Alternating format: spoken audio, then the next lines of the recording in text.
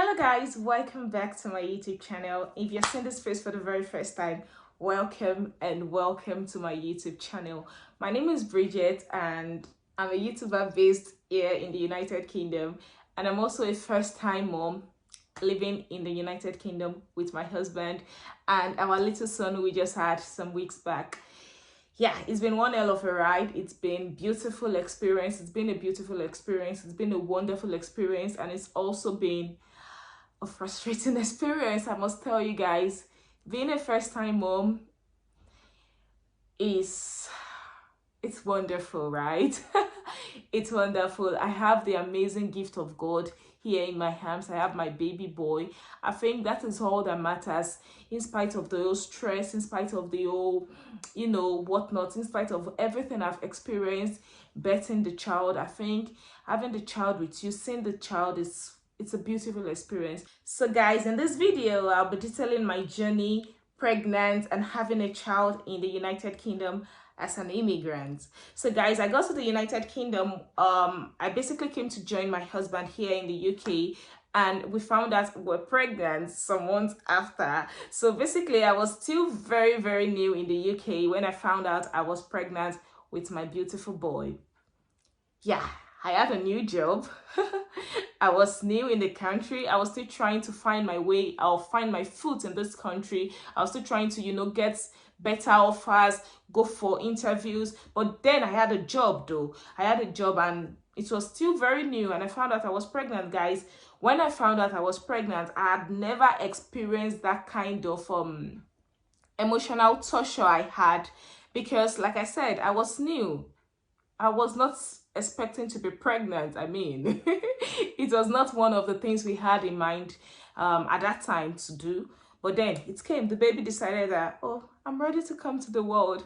And then we had no choice, basically. So guys, what really happened was that after days of realizing that I've not seen my period, I was looking for the period. I was like, no, it needs to come.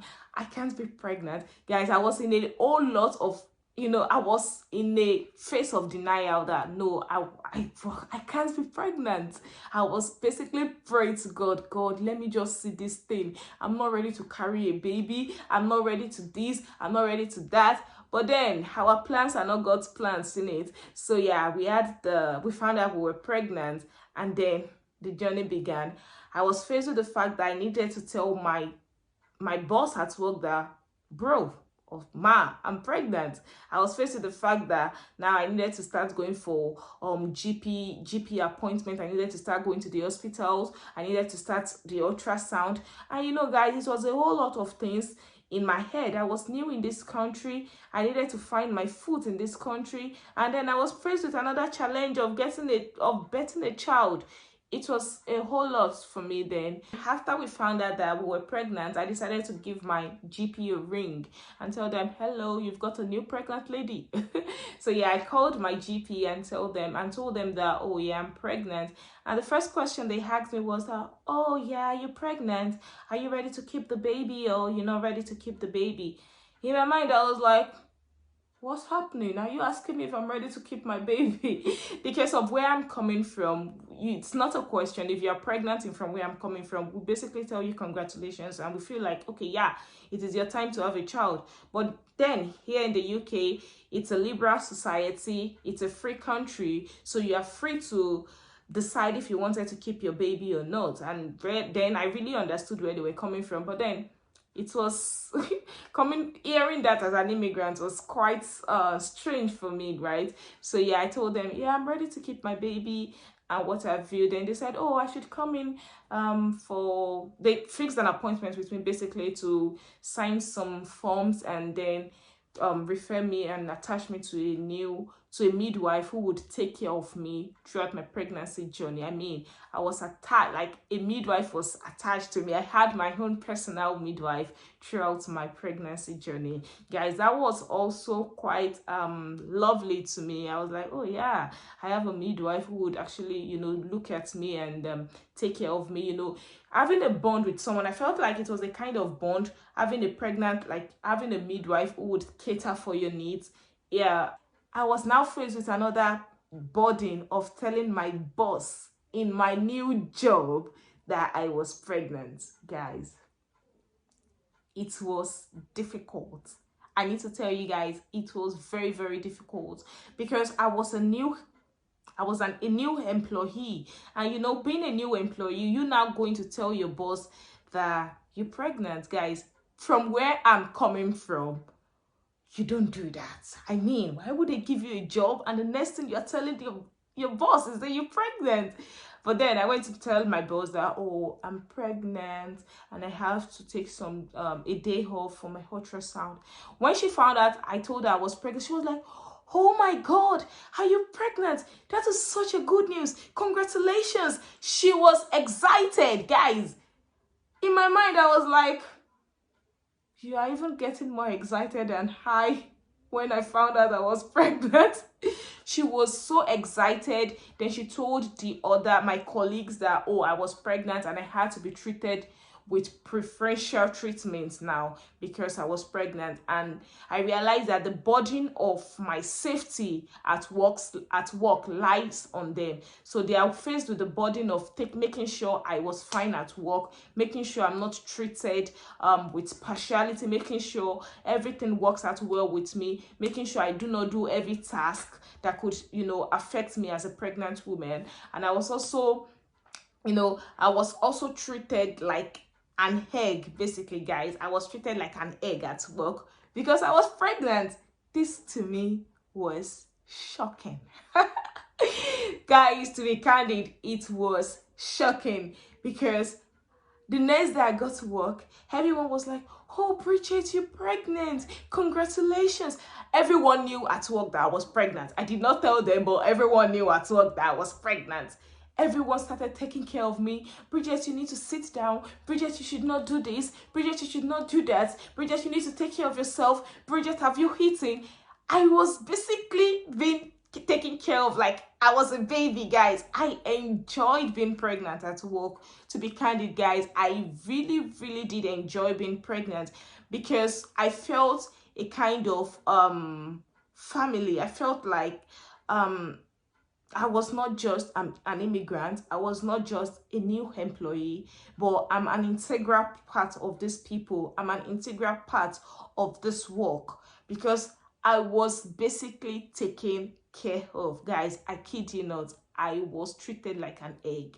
And then that was it for the workplace. And concerning the health now, I realized that in the UK, the standard of health is quite high, guys. To be candid, one of the blessings, I used to tell people that one of the blessings of me relocating from Nigeria is the fact that I had access, or I'm having access to great and, you know, great care, great health care. My baby was tested while it was in the womb for Down syndrome. There were a lot of tests they had to carry out on me. I mean, my blood was drawn out at every single antenatal visit. It wasn't funny, but then you realize that these people are really, really trying to take care of you. They are really, really trying to make sure that there is nothing wrong with you. They are trying to rule out every possibility of, you know, of anything going wrong in the pregnancy. And guys, like I said, it was such a blissful experience for me.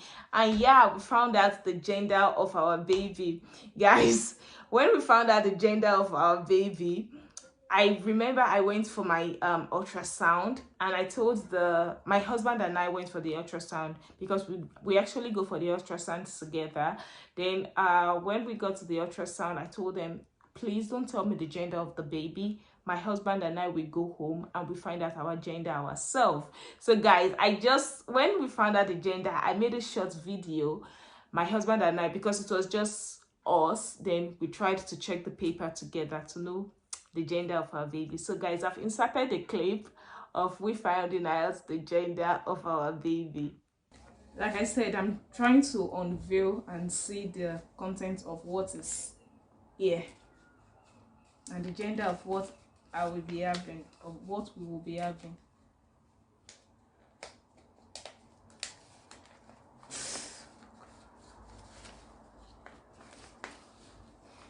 The nurses made sure They staple it in how many corners? Like really? Just because we told them that, I told them that we're not, they should not let us know. They said, oh, they're going to staple it for us. And now they've overdone it. I mean, I've just been... Good. Okay. Okay, it's getting done. Well, good news, at the hospital they said everything seems fine, which I'm so grateful to God about. I mean, the vitals, there is no need to come for an emergency scan or, you know, somewhat like that. So everything is fine.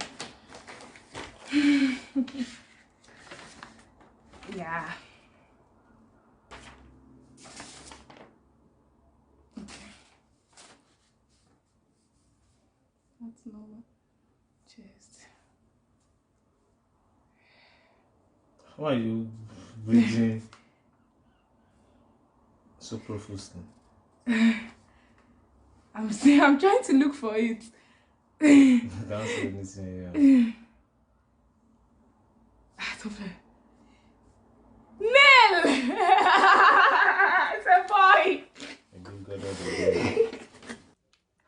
Yes, so after finding out that we are having a boy, I've never seen someone so excited like my husband. He was basically so happy because he was having a boy. And then I began to ask, bro, why are you so happy you're having a boy? Then he told me, oh, because we have a best friend, we have this, we have that. Well, I was indifferent, guys. I was very, very indifferent. A boy or a girl, it was my first child, so I was fine with anyone. And yeah, we found out we were having a boy, and then days rolled back, days rolled into weeks, weeks rolled into months, and yeah, it was the 39 week. Guys, when I found out, when I was 37 weeks, that was full time. 37, 38, 39 weeks, I was really, really so anxious. I was no longer patient, guys. I was dancing. I made a lot of videos dancing. I made a lot of videos just trying to tell the baby, bro, your time is up. Come out of that pregnancy. Come out of my stomach. Then we started anticipating labor. 37 weeks, no show, no labor. 38 weeks, no show.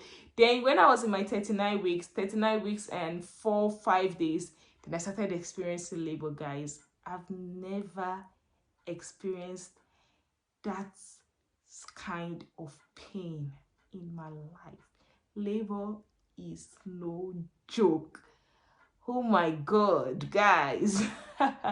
So yeah, I actually made a video of my labor room. Okay, this is my room. My midwife brought me water and jug the other time. Yeah, this is the room. This is my bed. That's the entrance right there. That's the toilet. Yeah, it's all this. Talking of the labor and delivery time, when I was 39 weeks and 5 days, I started experiencing this labor pain. Guys, it is no joke. I could not sleep. I was in a whole lot of pain. Then I decided to give the delivery suit a ring. Then they told me that, oh, you can come. When I came in, they checked me. They said I was just 2 centimeters dilated. I was like, 2 centimeters dilated. I'm still going to get to 10 centimeters and I'm experiencing this kind of pain. And you tell me I'm just 2 centimeters dilated. It was not funny, guys. It was not funny. Then they told me that, oh, because I wasn't 4 centimeters or 5 centimeters dilated, I had to go back home.